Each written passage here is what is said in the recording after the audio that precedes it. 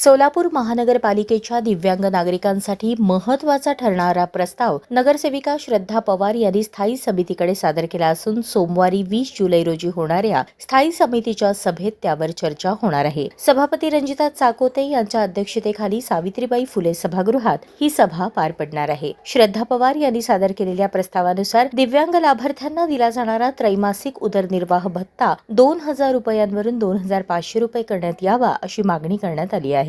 यासोबतच दिव्यांग लाभार्थ्यांना मालमत्ता करात 50% सवलत देणे तसेच फिजिओथेरपी केंद्रांसाठी आवश्यक मनुष्यबळ व साहित्य खरेदीसाठी निधी उपलब्ध करून देण्याचाही प्रस्ताव आहे। महापालिकेच्या 5% दिव्यांग निधीतून उपलब्ध असलेल्या सुमारे 3.23 कोटी रुपयांच्या निधीतून पात्र 2862 दिव्यांग लाभार्थ्यांना या योजनेचा लाभ देण्याचे नियोजन करण्यात आले आहे। स्थायी समितीची मंजुरी मिळाल्यानंतर हा प्रस्ताव अंतिम निर्णयासाठी महासभेसमोर ठेवला जाणार आहे। त्यामुळे शहरातील हजारो दिव्यांग नागरिकांच्या दृष्टीने सोमवारी होणाऱ्या स्थायी समितीच्या बैठकीकडे विशेष लक्ष लागले आहे।